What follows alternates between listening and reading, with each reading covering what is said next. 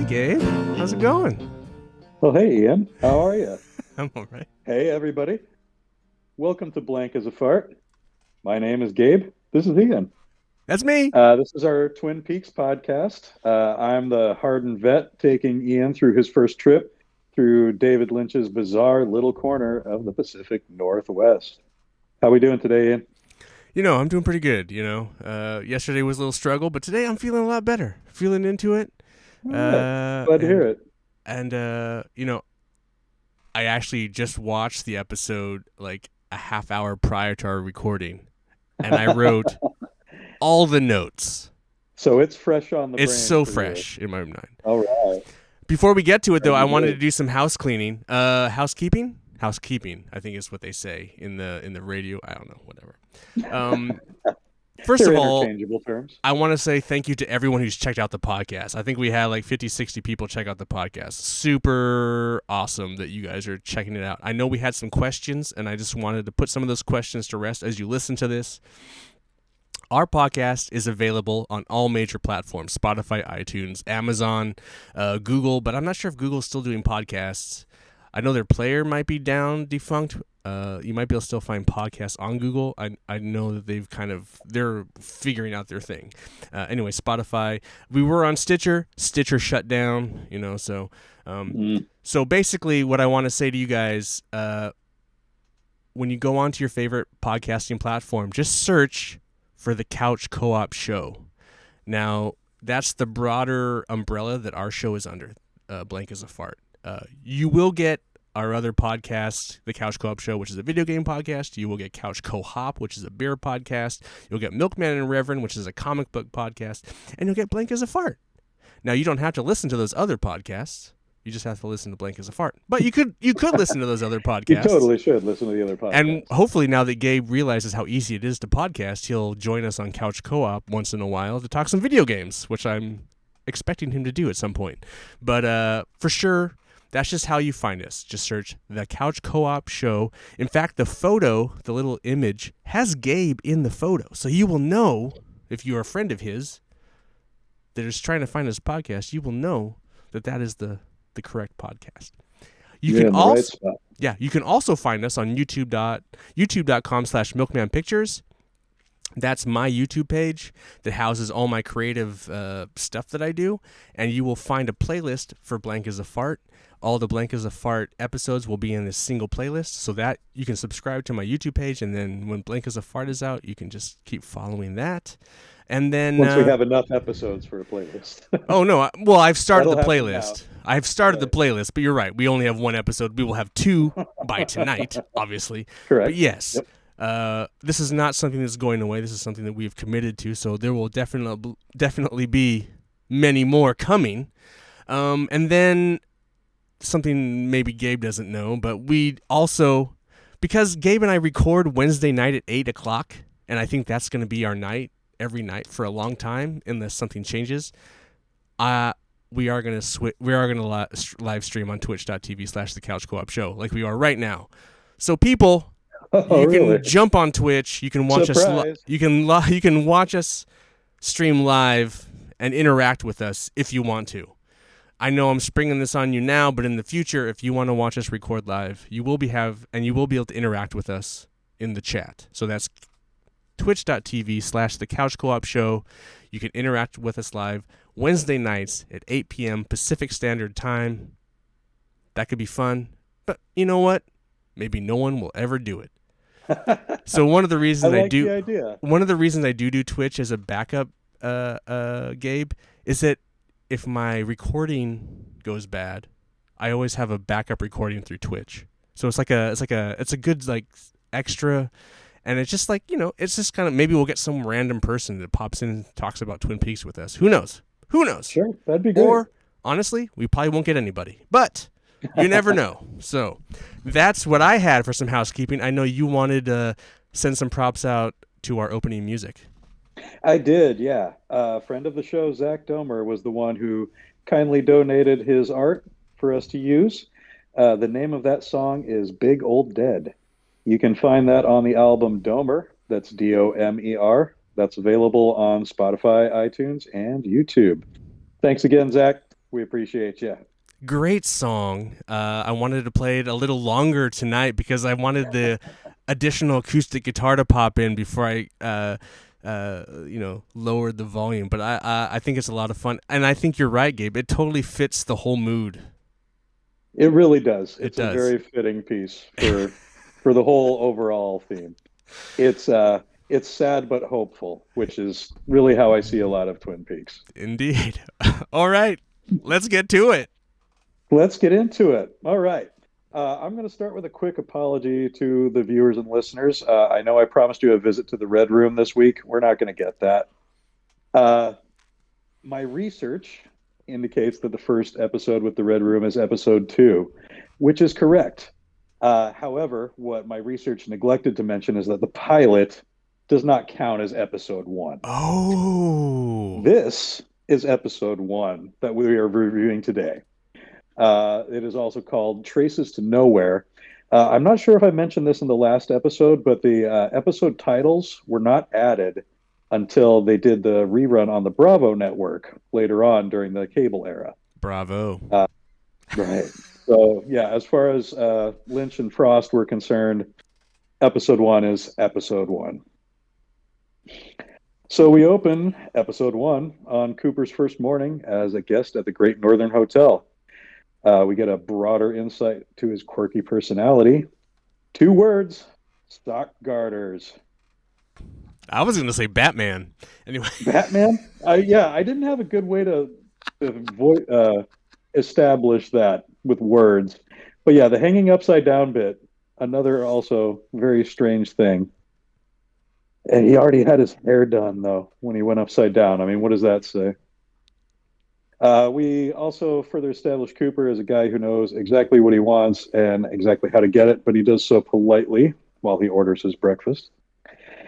Over the first of what will be many damn fine cups of coffee, Audrey Horne introduces herself and wastes no time flirting with the handsome agent. She seems kind of like a space cadet here. That's more of her characterization in these early episodes. She gets a little more substance later on. She does seem kind of flighty, almost, I want to say, drugged out here. So are we talking? Oh, is this the break where I can talk? Yeah, okay. Anytime you can talk. I mean, don't let me stop you from talking. I should just interrupt. Okay, one thing I want to go way back to the very beginning as the credits are rolling. You're panning, okay. The camera's panning around the room. It pans up. You get some names, and then you pan up, and then there's a gun rack, like a deer gun rack, right? Mm-hmm. Like above the bed. And I just want to point out, Laura Flynn Boyle.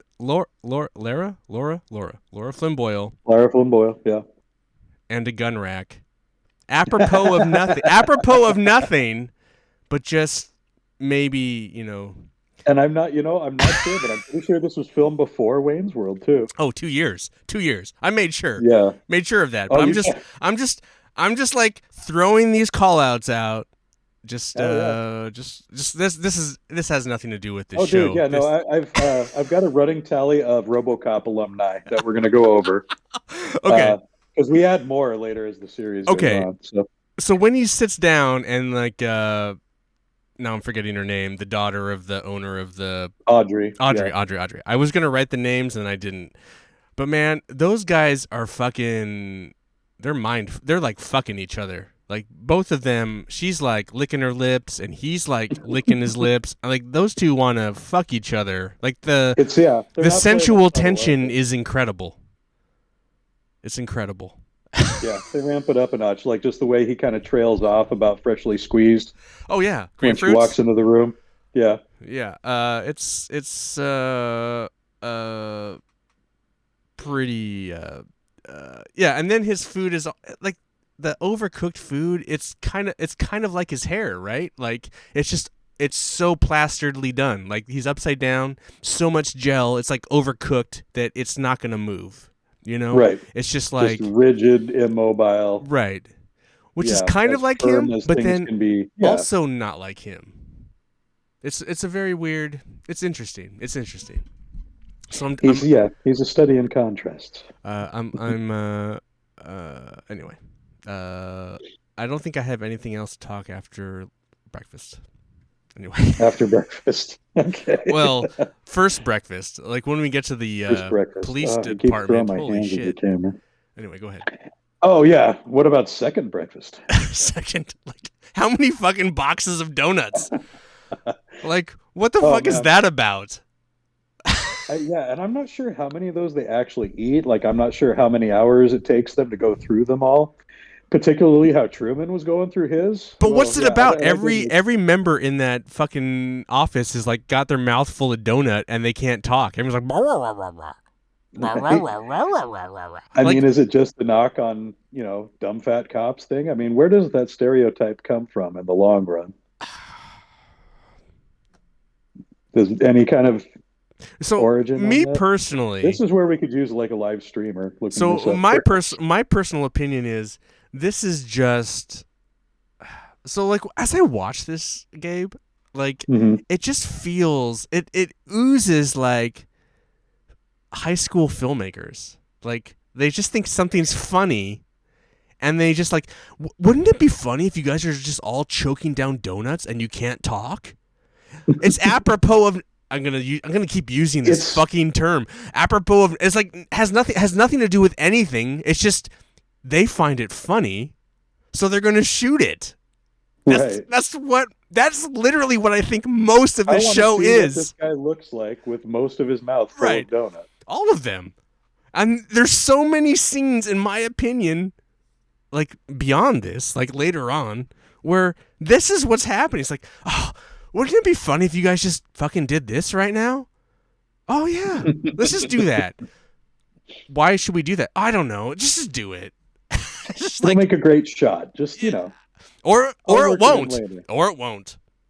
But we're gonna keep it anyway. There's going to be lots of discussions about that later on.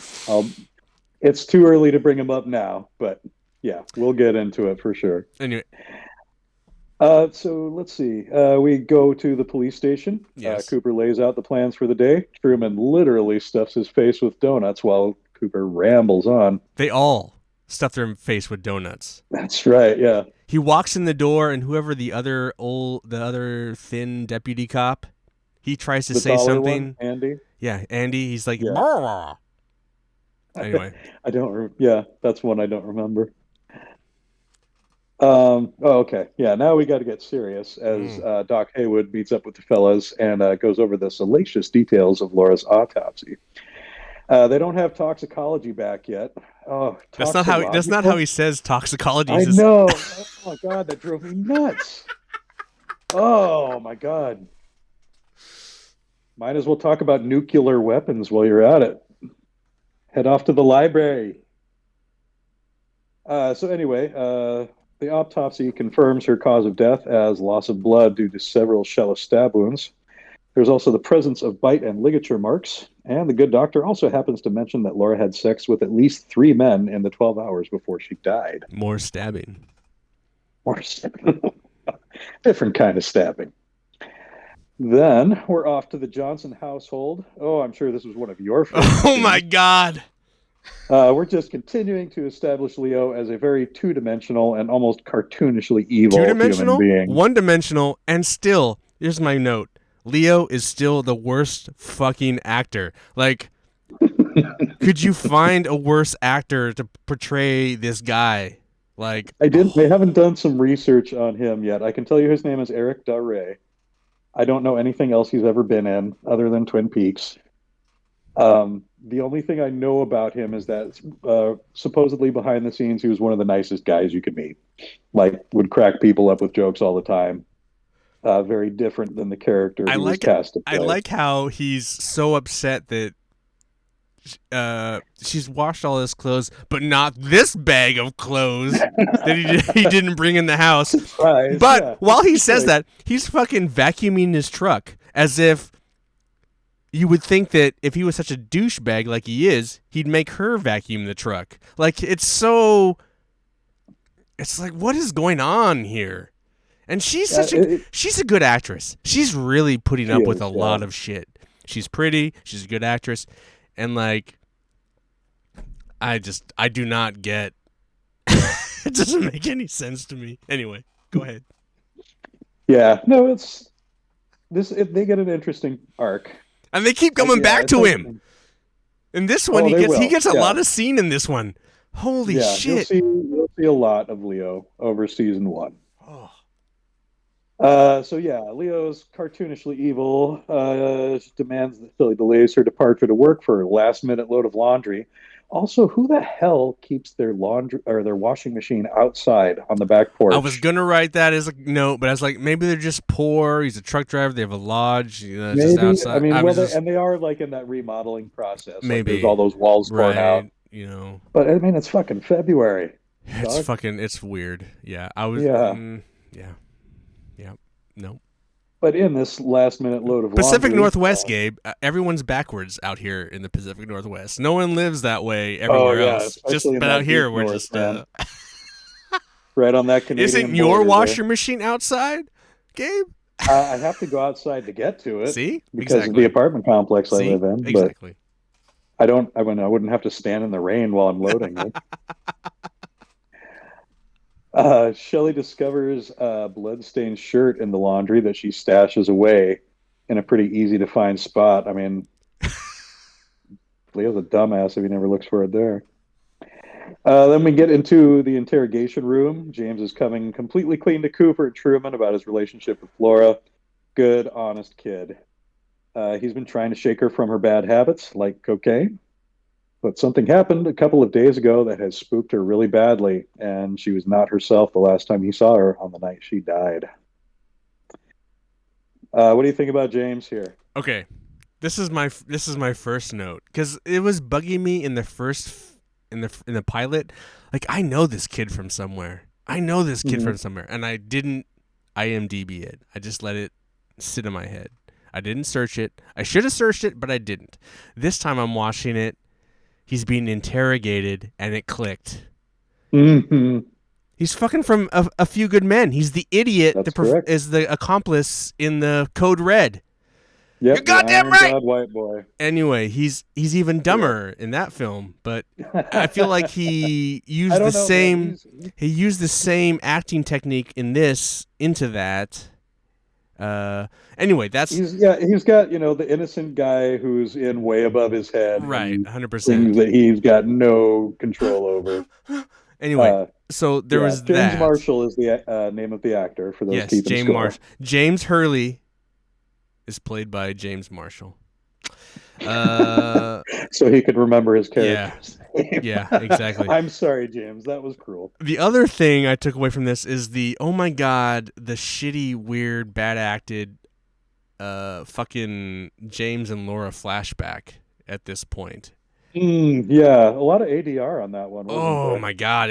She is not. I don't even That know if seemed it's. like I don't just even a know if it's actually him because you only see the back of his head. So I'm not even sure it's right. actually him.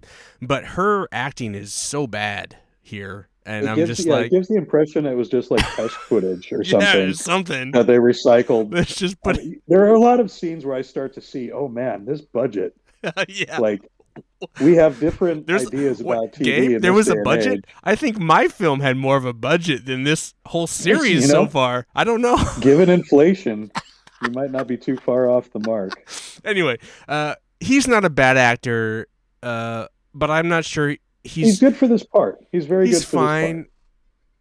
I would be honestly curious what the direction was like on. I feel like everyone was just kind of given like, oh, just do your thing, and I feel like that's what a lot of this feels like. Just do your thing, and Yeah, yeah. There's not a lot of supplemental material as far as like behind the scenes right? stuff goes for the original series. There is for the return.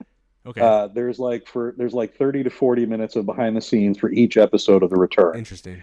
So I'm going to have a chance to go over a lot of that, and I think we'll get more of those Well, I'll questions be answered interested to as far actually as watch like, some of that too, because like yeah, yeah, I'm actually more curious about what this was like behind the scenes, like what this was actually like. right. Like Is what's everyone just like fishing for like what the fuck are we supposed to do here? Like I'm right. just so Yeah, you're taking the filmmaker's approach. yeah, I'm just so like what is going on here? Because it's so as Yeah, I think that's another contrast that we're. as desperate as everything seems it all has the same motif and feeling through it all. And it so far it's not like it's, oh, they're wildly different in here or there. They're just the same weird, awkward, weird people. It's very weird. I don't know. I'm very curious. So anyway, yeah. So that was James. That was the flashback. That's kind of where I'm at. Okay. Oh, Yeah, this James in the flashback. leads into Bobby and Mike in the jail, where they're just Right. cool Yeah. guys in the jail, but still gay for James, man. Holy shit, are they gay for, like, they're talking about whatever they're talking about, but when James walks in, I'm just like, they're just like, it's so fucking weird. I mean, the dude does that have super intense cheekbones, man. Anyway, go ahead. It is, yeah. It's bizarre the way, yeah. Like it's a hunger that you don't necessarily associate with revenge that you Right? see in their eyes, and it's very, it's yeah, it's got weird like Elm Street 2 undertones to it. But that doesn't last long, especially once Mike kind of fades out of the picture a few episodes in here. We do get a quick shot of Leo throwing a shit fit when he realizes he left the bloody shirt with the laundry he gave to Shelley. Dumbass. Then we head to the jail That's some cell of the for best a little bit acting. of That's some of his best acting. Like, when he's he like angrily throws a bag of he's like a laundry. little kid.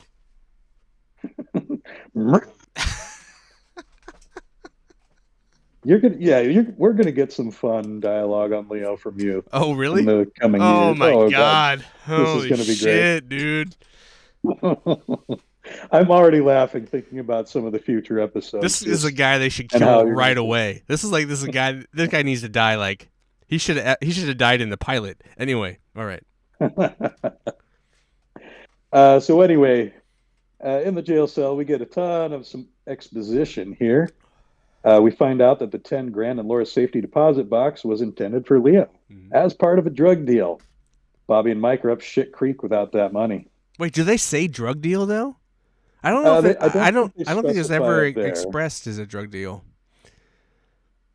Mm, I feel like it's, yeah, you could be right. I could be putting the horse ahead of the cart yeah, you're there. putting a horse. Although, I wasn't sure if like she was a whore or maybe it's porno payout. I don't know. I don't feel like they ever say drugs in the jail. yeah, and in all, I did watch 2 episodes, so I think I am putting a few extra details into here for you. A little bit of a spoiler It's alert. all right. I don't Sorry. mind. I love It, spoilers. it, it was it was a short list of options. Donna has a heart-to-heart with her mom about her guilt over falling for James in the wake of Laura's death. Yeah, we get, it's in a lot of Lynch's work, I see a lot of just kind of throwbacks to that idyllic 50s Oh, family 100%. home life. Yeah. Um, and yeah, I think the Haywood family is kind of the representation of that here. It's like Uh, it's something that he never had, and he like idolizes it so much that he just wants it to be true. But the fact is, he's um, so fucked up that it could never be true. It's interesting because it's like it's in like all his shit. It's interesting. I do think it's not only an influence, but it's something that he puts forward as just this idea is mostly a work of fiction. Right. The notion of like the nuclear family that only has problems of like the daughter sneaks out once in a while, you know. Or it's the only thing he has, and he doesn't have better ideas. Maybe he's a hack. Is David Lynch a No, hack? let's keep in mind that David Lynch is not the sole creative force True. behind the show.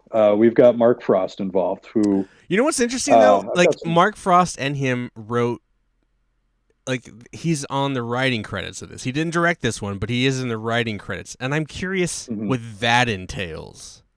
You know what I mean? Like, did Lynch just kind of outline this and then Frost wrote the actual script, or did Lynch actually help write some of these scripts? Because it's very interesting to me. I get I mean, the notions of how they both work. So a little bit of background on Mark Frost. He came up as a writer on Hill Street Blues. Right. Hill Street Blues was really kind of the primetime TV pioneer of long form storytelling. Right. And Frost brings a lot of that sensibility to Twin Peaks. Um, so I get the feeling that he was like more of the mechanic when it came to screenplays and script writing. Like he was the one at the keyboard. Right. Lynch was the one laying on his back on the couch, just flying a paper airplane and lobbing out ideas Hey, into this the is. air. I think this and that and this and that. And it's like, okay, I'll try. And he's just trying to like plug it all together. He's trying to find a way to make it work in this Right. He's messy Lynchian Yeah. I've universe. read interviews with Lynch where he talks about script writing and like just the overall process as assembling a puzzle. I have a question just as separate from this. Then, well, Mm. about this writing stuff, the creative stuff, separate from this episode. Do Lynch and Frost have a good relationship? Do they still have a good relationship? Like, or was there like ever a strain? Like, I was just curious if there's any of that kind of drama. I don't think there was ever a strain as much as there was a difference of goals in the long run. Frost has kind of a strange career. Like he didn't do a whole lot of work after Twin Peaks. Like the main screenwriting credit he has is for the Tim Story Fantastic Four movies, Oh wow, which is bizarre if you ask me. just trying to get a paycheck. And yeah, and then there was some political thriller he did with James Spader. The name escapes me right now. I did look it up earlier today, but I've completely spaced it out. Uh, But Lynch but has other never than said that, anything like negative about him, or like no, they don't have a negative relationship, or no, I don't believe they have a contentious relationship at all. I think Lynch is one of those people who wants to let the viewer create their own ideas from Mhm. the art. And Frost is one of those people who wants to make sure everybody has the minutia so they can explain everything they want to explain to themselves. Was Frost brought back in to the return or no? Yes, Oh, so absolutely. oh okay. Oh yeah, Well, then I guess maybe there are okay. It's just a weird yeah. okay. And Okay. yeah, and again, the return is like, David Lynch without network Right, restraint. right. Um, and Mark And Frost some more also money wrote, probably. right. And then Frost wrote a couple of supplemental books for after the return that kind of tie up some loose ends Interesting. from the storytelling perspective. All right. So yeah, we'll get into a lot of that Well, I was in just the future. curious on what their relationship was like, but it sounds like their relationship is fine. I'm just, and Yeah, then all right. I just yeah. I mean, it's not everybody that worked with David Lynch on Twin Peaks had a good relationship right, with him right. by the time the return came around. We've got stories to tell Okay, cool. once that All begins. right, all right. Carry on, Gabe. All right. Where did we leave off here? Donna and We were Mommy? in the Yes, jail. Donna and Mommy. Okay. So yeah, here we go with Cooper meeting up Big Ed for the first time. The sheriff's getting ready to release James into his uncle's custody. Ed tells Harry that the reason he went down so easy in the fight at the Roadhouse was because his beer was drugged, and he names Jacques Renault as the bartender. Yeah, that's another thing. It's like, oh, this French guy is drugging my beer. Just like, what? What is this Yeah, about? these are little kernels of story later on. Now, I'll confess, or not confess, that's a poor choice of words. There's a story I want to tell about this particular line here. Because once I bought the box set, there's only two episodes that they released in 4K for the box set, one of which is the pilot. So that was the first thing I watched when I got the box set was the 4K version of the pilot. And one of the things that I remarked on was like this guy that everybody calls Big Ed towers over everybody in town, booming baritone voice, goes down in a bar fight after two punches. Oh, right. And, I had not watched this follow up episode to add context to that. So maybe that was something that was written in at the I last just like how minute. he's like, hey, I just think you need to know. I think my beer was drugged, and I was just Well, like, now oh, you'll notice that Truman knows exactly who he's talking about when he mentions Jean Renault. Not the last we're going to hear of him. okay. Well, that's what I'm like. It's like, oh, let's just like throw this guy at. This is who? because there was definitely nobody there was not that guy in that Oh pilot. no. You know what I'm saying? It's like, let's just throw out this new guy. It's like, who? Okay, all right. Yeah, get ready for that, man. I don't think we've even met half the characters that we were going to be introduced to. So we have Norma run into Nadine at the tool store. Oh Nadine my brings up her god. endless obsession with silent running drapes. Cotton balls, dude. I don't even I Cotton wasn't even ball. sure what to say about this. I wasn't even sure like This is one of those I was just like moments, right? this is like at I think at this certain moment I was actually like I think I could take my film Super Ninja and I could place it in Twin Peaks as an episode and people would be like, "Yeah, okay. That's an episode of Twin Peaks," and then we move on to the because it's so like let's just make this chick fucking flat out fucking psycho weird and just say Right. but like We get again some very apropos of nothing. Like I imagine that none of this is important to anything in the future unless she kills a dude with cotton balls, unless she literally like kills Ed or Norm. What's his fucking her husband's name? Ed. Ed, yeah. Yes. Unless she like chokes out Ed with cotton balls, I feel like this scene is so fucking like irrelevant. Like The only cinematic reason I could come up with is comic relief, which you get a lot of characters where it feels comic like that's the relief. only purpose they serve, like Kimmy or Harry, for example. No, I get it a little bit because they want Ed's two women to fight with each other. Like I get the conflict in that. Like, oh yeah, but like the way they're fighting, it's like she's not even. She's just psycho, and then you get why she's the other one is like, I can see why he doesn't want to fuck you. It's just like it's just like it's so. Anyway, I did I was gonna write a bunch of shit about this, and I was just like, I don't know what to write about this. I'm like, this is so fucking weird, stupid. Actually, stupid is what I thought. Like, Yeah. Nadine doesn't ever really tie to a lot of nothing, right? the central narrative. It's like a flash over here. It's like, oh, we're just distracting you with stupid shit. Yeah. I mean, if like the Seinfeld approach, the show about nothing. We're just here's a person in this town. Here's the one quirk they Here's a have. person, We're going to show one you this quirk. quirk all about well, I mean, she's got a couple, but that's the one they're Here's an going to eye harp on patch. for a She's while. obsessed with drapes and then cotton balls now. We will Silent running drapes. eventually learn how she got the eye patch. Oh, will we? There is a story behind Is it that. important? Not necessarily. I mean, stuff like that. Is it important to the central narrative? No. Is it important to Nadine's character? Yeah. Yeah, So if but you none of care us about are Nadine's invested in character, Nadine, Gabe. None of some us are people might. invested. No one is. I would like. Okay, None of us as too we are talk invested on in this Nadine. podcast, if you are a Nadine main, if you are a main for Nadine, hop into the comments, hop into the email. Let us know that Nadine is Hashtag your justice for Nadine. shit, dude. I have fucking hashtag cotton balls. I don't. Hashtag cotton balls. Anyway, go ahead. Continue on. Nadine. Oh Lord. Hawk and Ed exchange a secret gesture as James is being released without charges. James tells Ed that he's going to need the Bookhouse boys to watch his back. Ed tells him it's covered.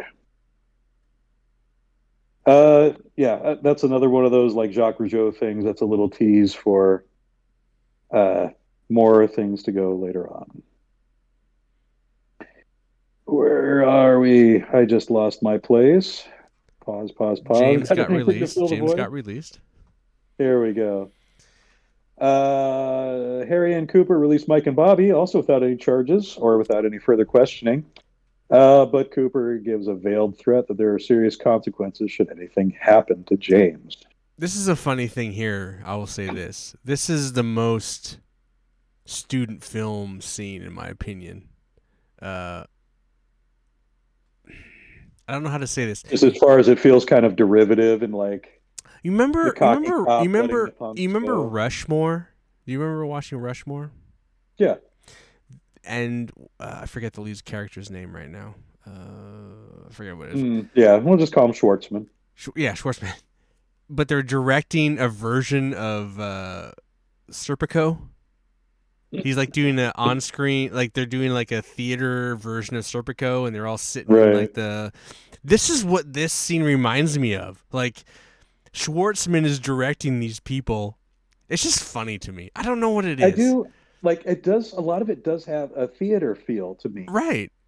Um and this is in this upcoming scene where Pete pours them the coffee.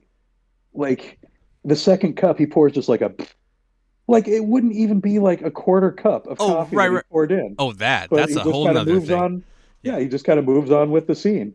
And that felt like very stage theater to me. Um, and I don't know if that's just direction. I don't, that's one of those like low budget moments I was kind of feeling like, because I don't think like they had the option of shooting that scene 4 or 5 times if they didn't, I just feel like in that nail it. interrogation scene when he lets them go, it's like it's just a lot of loud overacting, like you would get in theater, so you could make sure people in the seats behind you could see it, and Mm, then it's just a very funny. And I was just a lot of thinking, excess projection I and was just thinking like, wow, this is very that. For some reason, it just like rang that Serpico scene in Rushmore for me. I don't know why. None of those are connected in any way, but it just like rung out that scene. Like this is do what you a think that film. might have something to do with like how the audio was recorded? Maybe I don't know. I Like, have do they no have to idea. project like that to get their lines to pick up? I Because I mean, don't a know. lot of I this don't is I think know is like so. I don't know. there's not much overdub in the dialogue. It doesn't feel like it feels like a lot of it was on set, Maybe. practically recorded, Maybe. and with those high angles that they take a lot of the time, kind of hard to get a boom mic close enough to pick up mumbly Joe lines. Maybe. Maybe. I mean, that could be true. I don't know. I have no idea. But it just, Just a it thought just, to it toss just, out it, there. it was a very theatrical scene. Anyway. Uh. Bobby is a very theatrical character. Oh my God. He's pretty over the top in most of the scenes that he's Oh. in. He gets some subtlety later on, and he's particularly good in The Return. Okay. He Oh, he's back. demonstrates a lot of Okay. Oh. maturity. All right.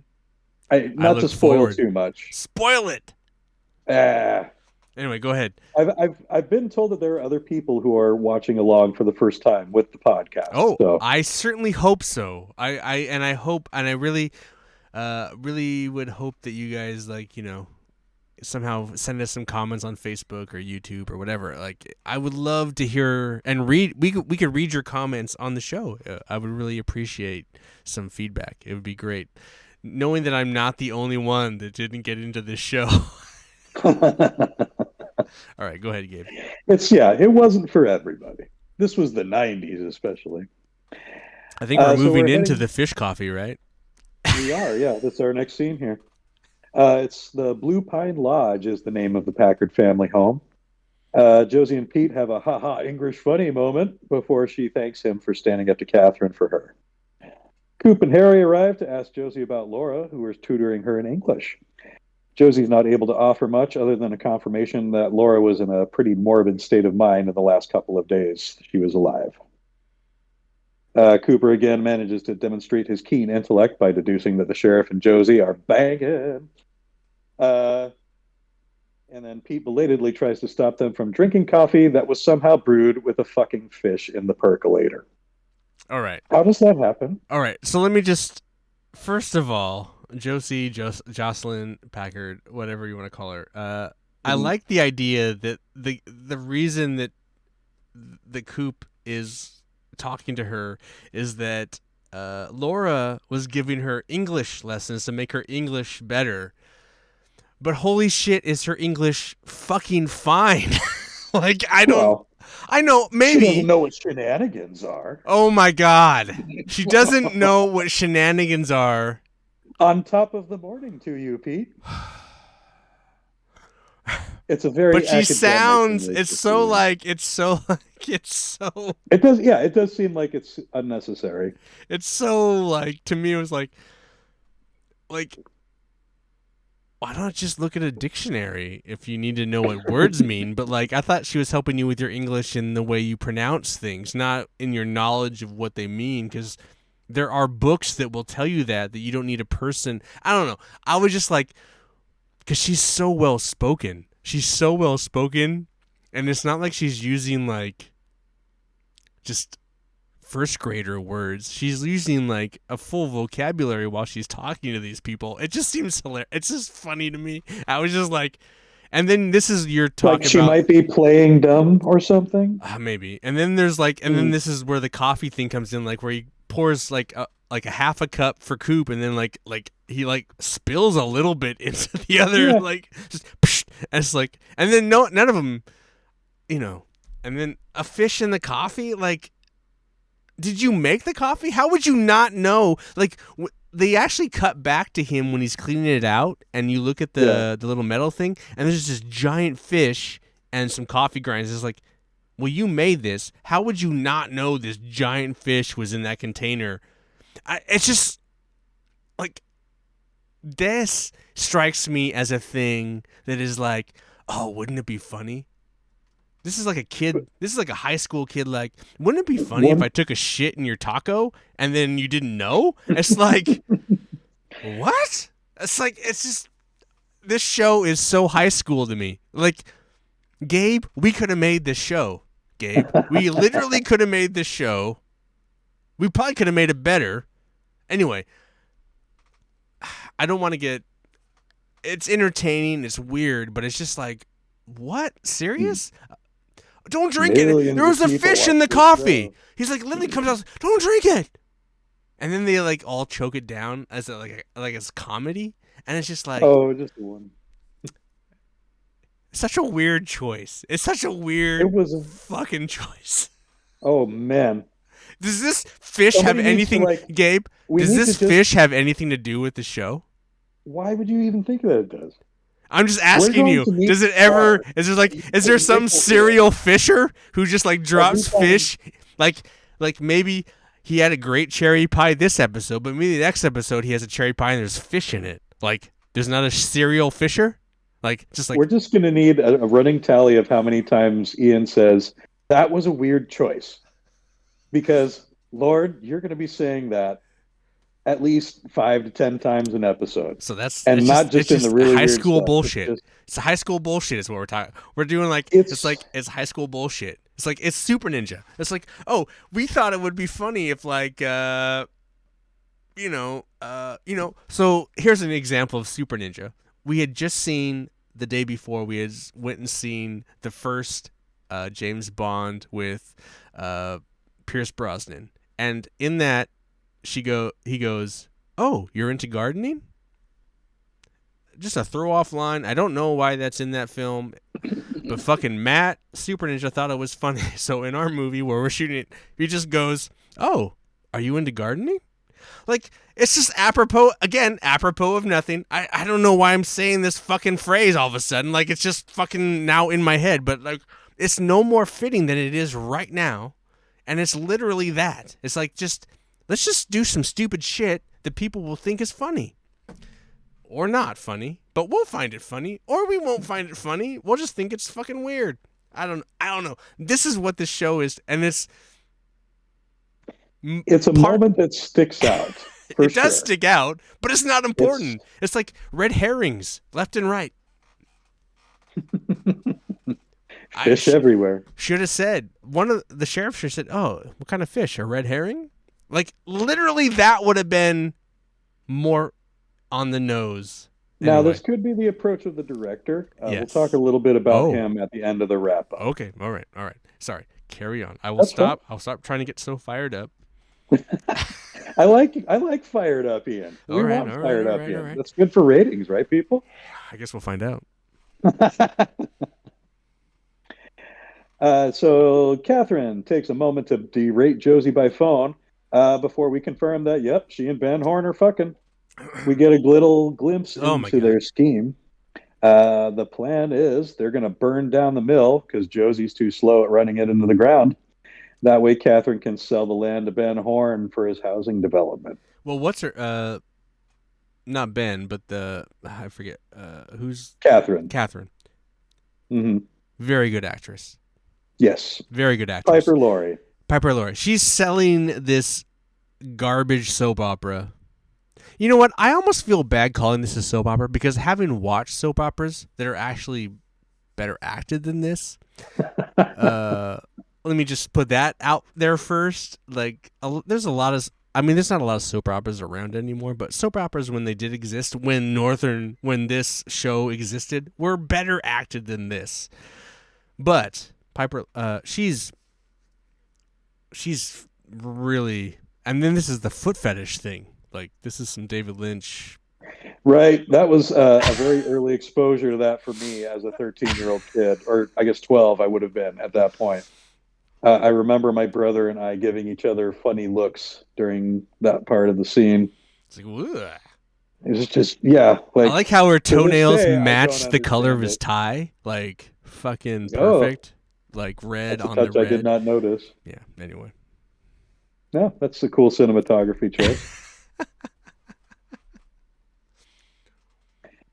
I don't know. Kind of shows that they both have like the same Mm, scheming nature underneath. for sure. Birds of a feather, as it were. Indeed. Donna makes a visit to the Palmer household to try and bring some comfort to poor Sarah, who is badly fraying at the seams. She sees Laura's face morph onto Donna before she has a vision of a creepy dude with long gray hair and a denim shirt staring at her from the foot of Laura's daybed. That Laura's sent her into mom. a full on screaming fit. So psycho. So, like, what is this Mm, about? she's losing it. That's what it's about. So, here's what I put Laura's mom is psycho. She has to be in on her death. That's what I'm Mm, going with. interesting. That's what I went What with. leads you to that conclusion? Because she's such a bad actress. Uh, I think she's Well, jealous a little that's bit. not I think she's unique. I jealous mean, of. I think if she's everyone who was a bad actor was a suspect, then no, that's not but going to she's narrow the it down. worst. She's the. I mean, Leo's pretty bad, but I think Leo. You can't help Leo here. I think, and then the fact that she sees. I think that's just. I think it's just forefront to like. She feels guilty that she's a part of whatever killed her daughter. Anyway. That's Okay, what I'm. so That's my initial reaction on this. So that's what I'm going with so far. so who? I, What's your take on who this dude is that she sees in the vision? I don't really know. Okay, I don't have no idea. I don't know if he's involved in the death, if he killed her, or if he's the director of the porno films, or I don't know. I have no idea what any of this is. I just feel like and forgot about the she's porno films thing. well, the porno photos. I don't know. Dude, Anyway, I mean, that angle he was taking, that looked like he was setting up a I scene don't or know. I have something, no didn't idea. it? I just feel like this is what this is giving me right now. I would say that like if I were that's my drawn up conclusion that the mother, even if the mother wasn't directly involved, she knew and she didn't say anything to protect her daughter. Or maybe she knew more than and anyway, that's kind of where I'm at. Like she feels so guilty and she's overacting so hardcore to protect herself from it. But she's such a bad actress anyway. I don't know. So maybe she just sucks and she's so I know. Anyway, this is where I'm at with that. It's Okay. probably not what it is, but this is kind of where I'm at with this. Like why is the mother so in tuned? Like like when they buried the fucking necklace, she had a fucking vision and screamed about that. I just feel like it's either just a hardcore red herring or the mother is incredibly involved with whatever happened to Laura Palmer. Anyway, that's where I'm at with this. All right. That's Ian's take. That's my take. 2 episodes in, solved it. 2 episodes in. Case closed. Well done. Well done, Constable. Thank you. So we see Hawk questioning Ronette Pulaski's parents at the hospital. Oh my god. They mention her job at the perfume counter in Horn's department store downtown. I just want to say matching flannel parents. Matching flannel parents. Anyway. It's that North Washington town, man. Everybody looks pretty much the same after a while. Hawk excuses himself from the questioning to follow a suspicious looking one armed man who appears to be headed either toward the morgue or oxygen storage. Who knows? But why investigate? Why investigate a creepy one-armed man going into a hospital that he probably That's isn't true. belong I mean, to? he didn't necessarily give him any reason other than what, a feeling. This guy went in here. He probably shouldn't be here, but I'm not going to investigate. Good luck, one-armed man. Also, one-armed man literally looked like a one-armed man with another arm in his belly. Like, that's my take on this guy. Oh my god! But I'm curious You'd about. be incorrect. Oh, he actually has one arm. The actor is Oh, legitimately good one-armed, representation, yes. David Lynch. All right. Actually has one arm. I feel Actually better does. about that. I just felt like, wow, that really looks like he doesn't have one arm, but I feel better about that. I feel less better about the police officer not investigating. Just It does seem like he just kind of half-assed it. And he gave walked up. over. It's like he went in here somewhere, but it's all But right. that light is creepy. That blue light creeps me out. He probably works here. Is he a good guy, Gabe, or is he a bad guy? The one-armed man? Yeah. I can't really tell you right now. Oh, okay. No, it's I fine. mean, you could ask that question about a lot of people, and I couldn't answer it. So So, I feel like nobody's a good person in this show, but aside from Cooper and Doc Haywood, okay. good old Doc Haywood. All right. So we cut to Audrey, who's listening to some dreamy jazz in her father's office at the Great Northern. He storms in angrily and confronts her about her role in ruining the deal with the Norwegian investors. We're getting a pretty good glimpse into their relationship here. It's clear Audrey does not either respect or fear her father. But then we get a look at the other side of the parenting spectrum with Bobby's home life. We get our first proper introduction to Major Briggs and his long-suffering wife. All right. So this is funny to me because okay. If Bobby's father was not wearing a uniform, we would never know that they never mention that he's a major or whatever. He's only wearing a uniform for the viewers. Oh, he's a hard-ass military dude. But no one ever, but while he's sitting there, I don't understand why he's sitting at home for dinner and he's in full fucking uniform. Like, he's only in full fucking uniform for us, the viewer, to let us know that, oh, he's a hard-ass. Seeing him in full uniform when they pick Bobby up at the police station is one thing. We do. But at the dinner table, it's so weird. That seems like a choice that's intended for the viewers alone, or it's an inclination that the major is one of those people who it's just so weird. Is so deeply ingrained in the military that he doesn't really seem it. Life. He seems pretty normal until he slaps his son, which is fine. I mean, he's a hard ass there. And then he launches the cigarette into the meatloaf, and then his wife is like, "Yeah." It's just such a weird. I would certainly say he has a broader vocabulary than your average military man. Well, he's an officer. He's educated. He's not. Oh, he's a major. Yes. Yeah, he's educated. He's different, But it just struck me as funny as like, it would have been just as easy to say like, "Oh, how's the major?" But like, I don't know. It's funny how the show explains so much to you about stuff, but then also shows you stuff.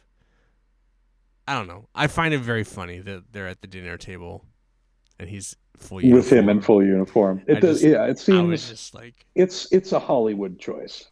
It's not something you ever see. It's a David Lynch choice. I don't think it's a Hollywood choice.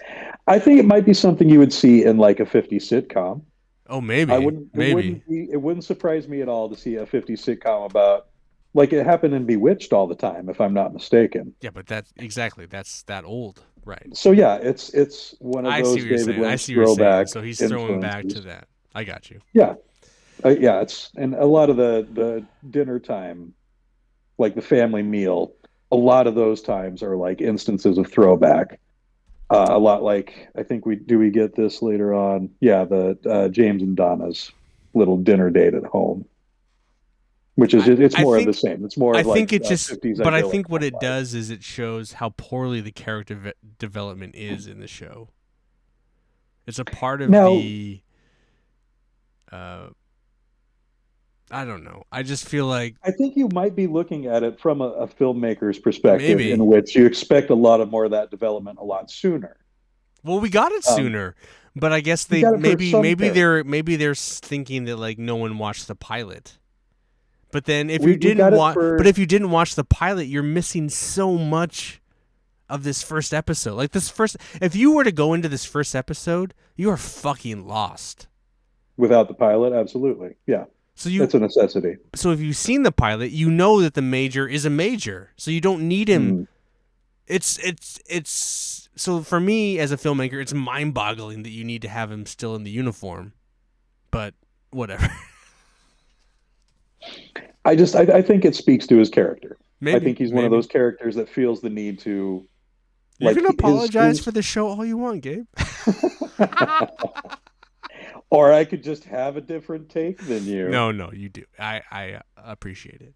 Yeah, I just think he's one of those military guys that you see. And honestly, I believe the actor's name is Don Davis, Don S. Davis. Yeah, I mean, we have to he's get been in a to. lot of other stuff. I've seen him in a lot of other things. I The couldn't other tell you thing what I they are right deeply now. remember him in is the X-Files. He plays Scully's dad, Okay. and he wears a military uniform the entire time as Scully's dad. So There you go. That's maybe, just it's maybe just typecasting. that's just he doesn't have a skin. He just has a military uniform. Just- He just walks around in a military That's the uniform. only costume they can find that fits him. There you go. So it's the only character he can play. That's funny.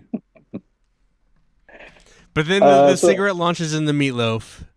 The wife yeah, pulls it out, and then she's so like, yeah, or yeah, honey, or I don't know. She's just yeah, very we're like, here for you, oh Bobby. yeah, I'm here for you, Bobby. Yeah, exactly. It's Yeah, just so super funny. supportive mom type.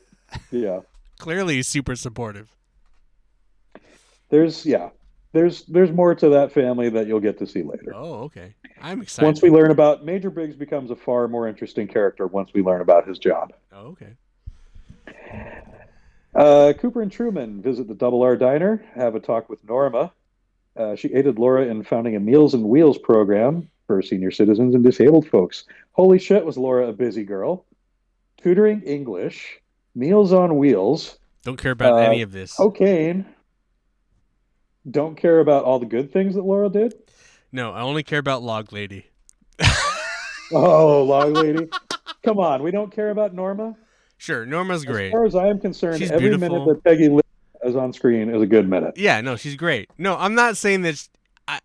But she's not a problem for me. She's not. She's like she's a good actress. She's pleasant. She's attractive. She, you know, but there's no drama there. I don't feel like I don't know. There's nothing there. No, not much with her yet. Oh, it's okay. She gets her share later on. She really fucks up Ed. Throws him. No, but we do remember that she has a husband in jail. Oh, okay. Oh, right. Oh, Yeah, that guy must be interesting and then. he's coming up on parole. Oh, of course he is. Why wouldn't he be? Of course he is. Cooper asks for a list of the names that Laura visited before he's approached by the log lady. What do we have to say about the log lady? Log Lady is such a contrived high schooler fucking construct, dude. Like, it would be funny if a dude with a sack on his head was just sitting next to the guy that was just talking normally. Like, well, why? Well, there's just be a dude with. It'll be funny. Why would it be fun? It just will be. Just trust me, teacher. It'll be funny. It's such a So weird. It's just a dumb. I was just like, wow, this is such. God, how did I not? How how are we not making television? Like, how am I not making television right now? Should I just be How is throwing this a David Lynch thing? ideas into your scripts now? How is this a thing that it would be like Gabe was in my movie, The Exploding Boy, that you can find on Amazon Prime right now. Anyway, Gabe is in my movie, and it's like, it'd be like, hey, Gabe, we just want you to hold this fucking raw turkey. Why? I don't know. It'd just be, you just hold the raw turkey. Just hold this unwrapped raw turkey while you do all your lines. And I was like, that makes no sense. It doesn't make any sense, but just fucking do it. That's what it screams to me. Like, it just screams. Well, would you like to hear the origin of the character? Sure, let's hear it. So, the actress, Catherine E. Coulson, is a longtime friend of David Lynch. Of course. They first met back in the early 70s. Of course they did. She High school, did a you would lot- say? High school, maybe? College, I believe. College. Did they make a film, like a short film called Log Boy? They didn't, but you might say they made a bit of a student film called Eraserhead. Oh, fuck that. She did a lot of behind the scenes work in the 4 years that Eraserhead was in production. See? Of course. She was eventually credited as the assistant director. But it was during production of Eraserhead that David confronted her with the image of a character that constantly carried a log and spoke to it and listened to it and Is that like got metaphysical nepotism, but ideas not from it. quite? Like when you only work with your friends? I don't think so. I don't think it's When I necessarily only hire nepotism as you it for is, like- scenes, Nick, is that nepotism? Or not Nick, Gabe? Sorry. Oh, ouch. Sorry. I have a Nick. I have a Gabe. I have like a Jared and a Dave. I have so many And I'm friends. not. It's like I'm not your only podcast, you cheating bastard. I don't necessarily look at that sort of thing as nepotism. I look at it as like an artist's collective. There are certain artists who have a Artist better collective. understanding with other artists. That's good. James Gunn works with a lot of the same artists, not just actors, but writers, editors, costume designers. I there are appreciate people who just- your take because I feel like nepotism is such a stupid. Anyway, whatever. Well, and that's just strictly familial relations, isn't Right, it? but like even still, like there's some great actors. That would be are- like David Lynch having his daughter write a tie-in book or something. But doesn't she act in the show? She does not know. Oh, I thought she was in. All right, I don't believe she makes an appearance. She did write the tie-in book, though.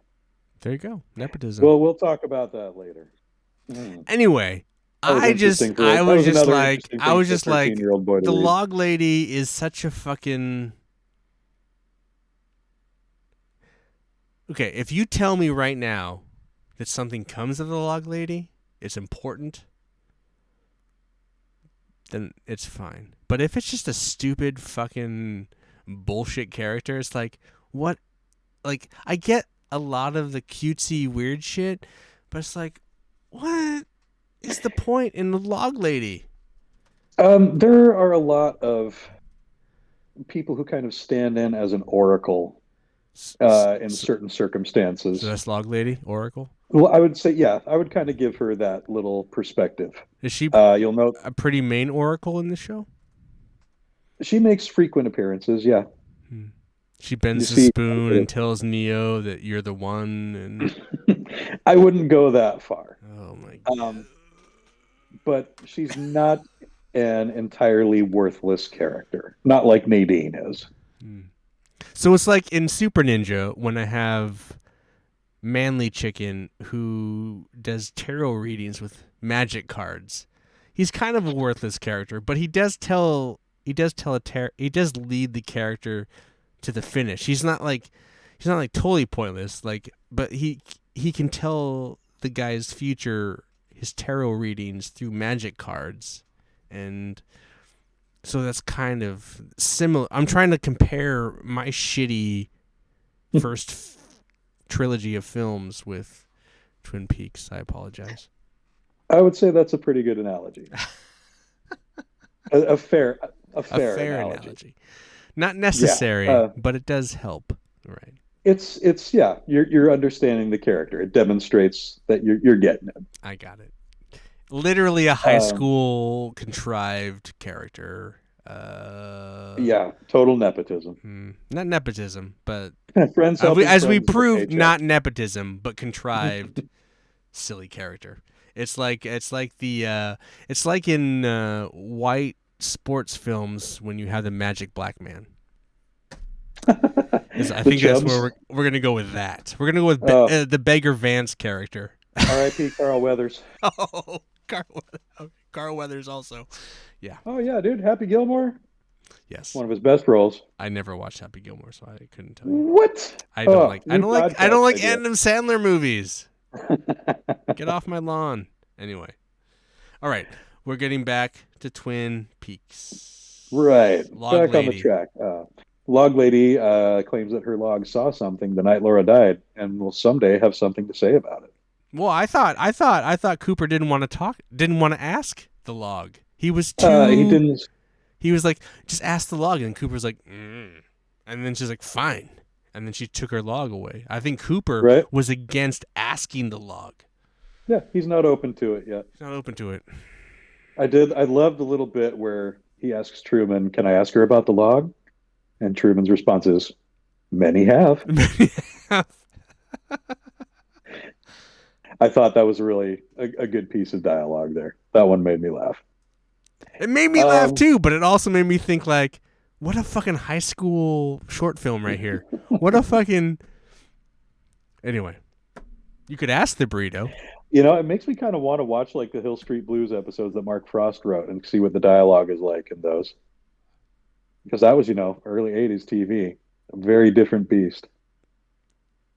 Where are we at in the episode here? Leo goes full metal jacket on Shelley because of the missing shirt. Oh my James god. trades his leathers for a nice Yes, sweater. that was also my comment.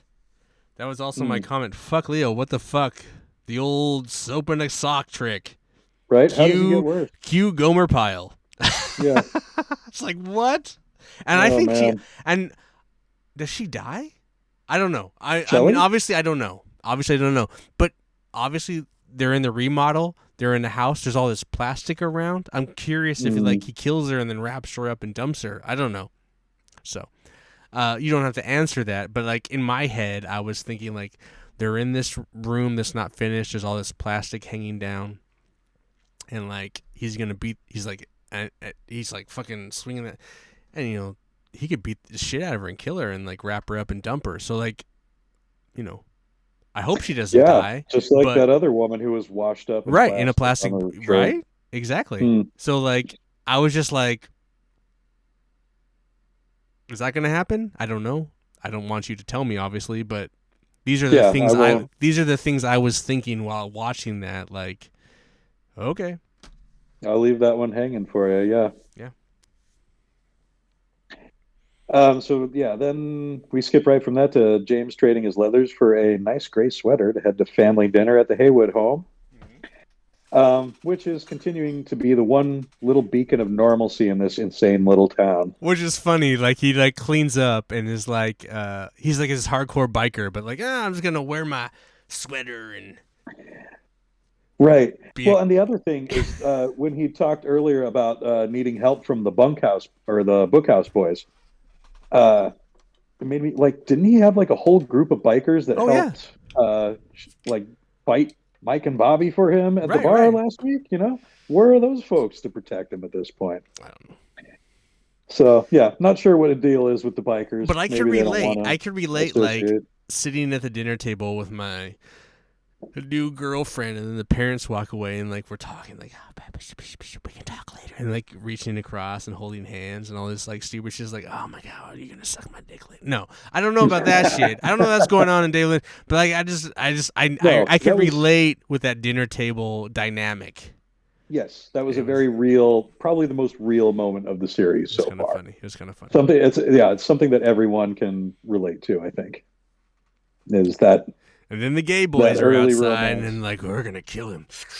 Yep. Oh. Yep. They only kill him once for stealing both our girls. Part of me thought like they were gonna roll up and like vandalize his bike or something, but no, they didn't even do any of that shit. They're just like, we're gonna fucking kill him.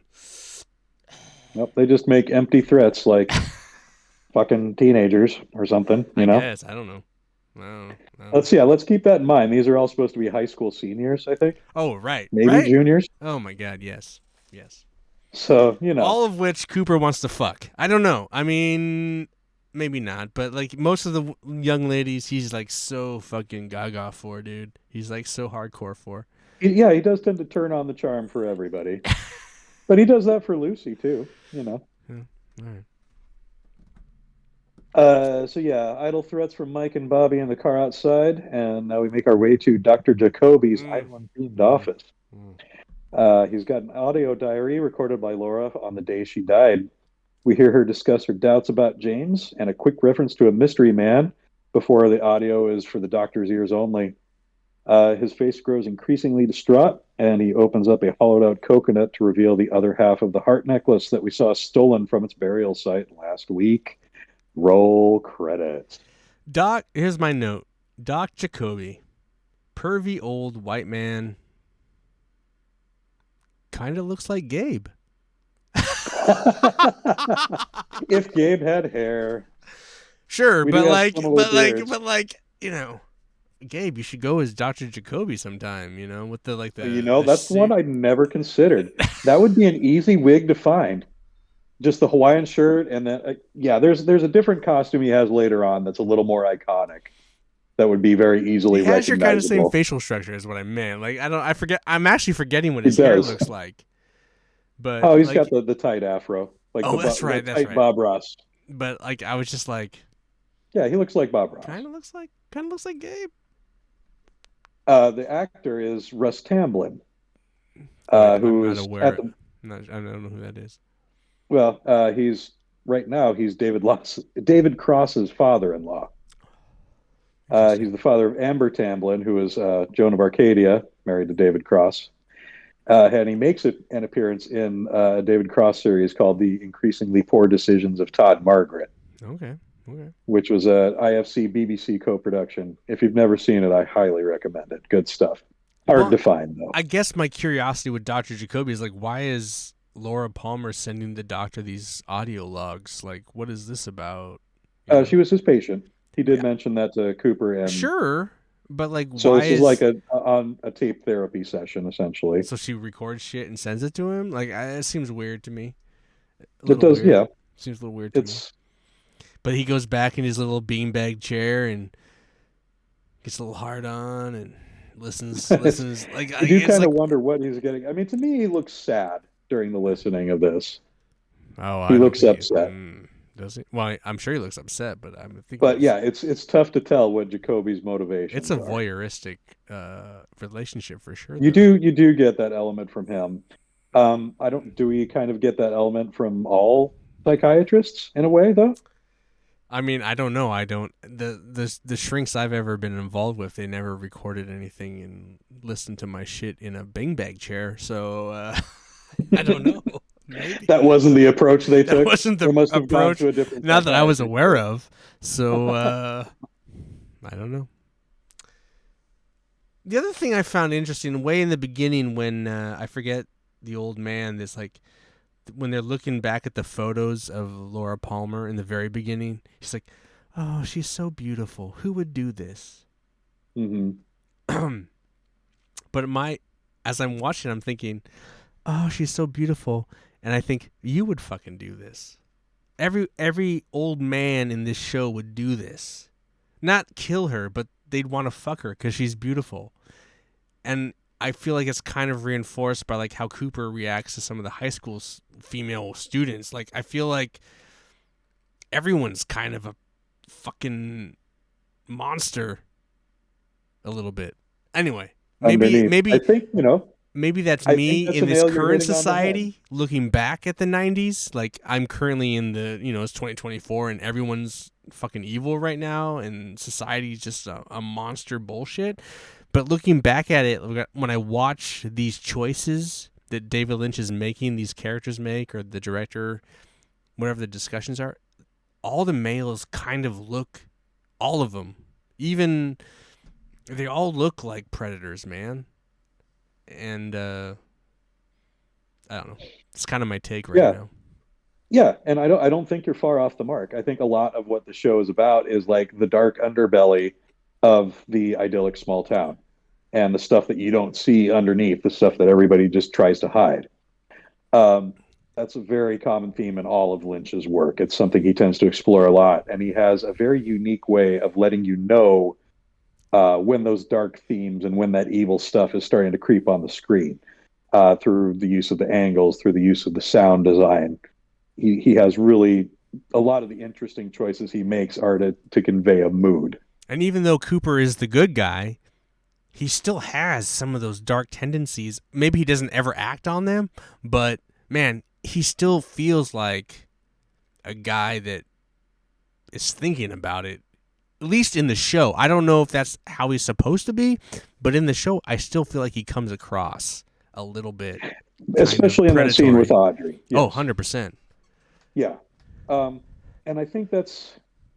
Does it change? I mean, I don't want to get too far ahead. I do feel like it's something that stays out of Cooper's character a little later on to distinguish him from the remainder. But, it's like I said, it's a common theme. It comes up frequently. You're not wrong in what you're seeing there. All right. Well, what's the trivia? What we got for trivia tonight? Not so a whole lot of trivia. I did want to talk about the director of this week's episode, who is Dwayne Dunham. Dwayne Dunham was the editor of the pilot. He's the one that won the Emmy for it. Oh, okay. Cool. His background is that he cut his teeth with Lucasfilm in the editing department there, eventually earning a full edited by credit for Return of the Jedi. Oh, wow. He then went on to work with Lynch on Blue Velvet and on Wild at Heart. As an editor? As an editor. I believe he was involved in the writer's room for Twin Peaks. I haven't looked ahead yet, but I don't think this is the only episode he directs. Okay. But this was the first episode of television that he ever directed. So this was, yeah. I mean, it feels very consistent with the pilot. Like there was it wasn't like there was anything that was like drastically different. So I don't know if things with other directors do start to get different, but like this felt very consistent with the pilot. I think the episodes that Lynch directs himself definitely tend to stick out, particularly in the first season. You're going to see it's going to be a noticeable difference in again, like the angles and the mood and things like that. Okay. Yeah. So I think we touched on the Mark Frost stuff that I already had about his background and his career. No need to go over that. The Nielsen rating for this episode was a 16.2. That is 23.2 million viewers, which was good enough for 13th place for the week. What was that versus the pilot? Do you have that or no? I don't have the pilot handy. I know the pilot was way bigger. Way bigger. Okay. But there was a difference in time slots. The pilot aired as a Sunday night movie. The premiere episode was in the normal time slot, which was Thursday night at 8, directly opposite of Cheers. Was this always Thursday night at 8 for the first season? Was, yes. Where did they move the second season? Eventually, they moved it to Saturday nights at 10. Oh, interesting. Okay. Which was the death spot for pretty much any because there's nothing. Everyone's out or doing other shit. Yeah, nobody's watching TV on Saturday nights. Right. But I mean, good as it was in those initial ratings, it was not good enough to keep up with Cheers. Cheers was just a juggernaut at that time. Cheers was getting, like reruns were scoring in the top 10 Nielsen. Right. So, and that's not even close to Cheers' end in 90. It was pretty close to the end of the run. When was 90? When was? I want to say Cheers wrapped up in either 91 or 92. Oh, really? Oh man, I thought it lasted a little bit longer. I could be wrong. We might have to double check on that's that. All right. No, I don't. But it was at the height of its power for sure. For sure. Yeah, and I think we also discussed last week that some of the other competition at the time was Cosby Show, America's Funniest Home Videos. That sort of television was what was prevalent at the time. And man, like you had way bigger shares of households back then. Cosby Show, The Rapist, Bob Saget, the just fucking. He's actually Bob Saget's great. I don't know. I was gonna try and say something shitty, but like I was gonna circle back and be like, nah, Bob Saget's a pretty good guy. Unless you listen to his aristocrat joke, it's pretty awful. Anyway. No. Anyway. Cool. Anything else One we thing need I to add forgot. to wrap up? No, I did forget to write a little bit of a look ahead, but I did. I will promise you that we get to visit the Red Room for next week's episode. You watched Or it I already, shouldn't say right? next week's. I did. Yeah, I prepped for both Yeah, I episodes. didn't. Yeah, Um, you didn't see that post, but like I wasn't unable to watch it, but looking forward to it for sure. yeah. Next week, again, David Lynch is back in the director's chair. We're going to meet a couple of new characters, one in the Horn family and one on Cooper's FBI team. So I'll just leave it at that. And that's all I've got for today. Ian, you got anything else you want to add? I don't. I just want to make sure, if you want to, hit us up, make sure you listen to the first part of this episode. I list everything, how you can get in contact with us. I did forget, we do have an email address, Gabe. I think it's blankasafart@gmail.com. Blankasapart@gmail.com. There you go. Socials, Instagram is blank as a fart. You can find us on Facebook as well. And I do have a Threads account for what it's worth. And Instagram. Yeah, Instagram, blank as a fart. All the So Facebook we'll meta outlets, you can find us at Blake as a Fart. Yep, we'll be posting links and episode drop alerts and the occasional promotional material here and there. But yeah. Yeah, thanks again for tuning in to the first everyone, episode, all of you. I just want to say thanks again. We're getting pretty good turnout for these episodes. I really appreciate for those of you who are couch co-op people that are giving it a try. I appreciate the love and checking out the show because it's not video game related, but you're checking it out anyway. And then all the people that are new, please, don't let the other podcasts scare you away. Those are just podcasts. You don't have to listen to them. They're just in the feed. You can listen to them if you want to, but you don't have to. Just keep There's focusing. always good content to be There's found. Good content. It's fun. If you're into that shit, beer or video games, check it out. But if you don't care, don't care. You don't have to listen to it. Just listen to this podcast, and you'll find Gabe will be spamming our links on the. No, I mean that's what you got to do. You got to spam that shit to grow the podcast if you want to grow it. If you don't want to grow it, then it doesn't matter. You just hang out. But if you want to grow the podcast, you got to spam it on the socials. So on our Blank as a Fart Instagram and Facebook, we'll be spamming that shit so you guys can come hang out. But what I really want to say is please reach out. Leave us some comments. Tell us what you think of the show. Tell us how maybe don't spoil anything. Don't be a douchebag. But maybe, if you're new, throw out your opinions. Share us what you think. I'd love to read some people. It's some cool content that we can add into the show, and we can read what you're into and what you think about the show. So, yeah, and I'm absolutely excited about the notion of going live on Twitch with these episodes. I think that's a great idea. Yeah, that's something I think we could get some fun stuff out of. So yeah, so people that are interested in this is just I'm doing it, but this is the first episode that it's happening. So if you want to come hang out with us live, Wednesday night, yeah, we'd love 8 to p.m. Pacific Standard. Just come hang out with us. When someone says a comment, I'll read it. I'll just say, hey, Gabe, we got a comment, and we'll just say it, and we'll talk about it. So that's interaction. Interaction's fun. So yeah, part of the magic of the internet, right? All right, you want to take us out, Gabe? Yeah, sounds good. Thanks again, everybody. We appreciate your support. Like, share, subscribe, all that fun stuff that Ian just went over. And we'll see you for the next episode. Let's rock. So long, everybody. Enjoy the song.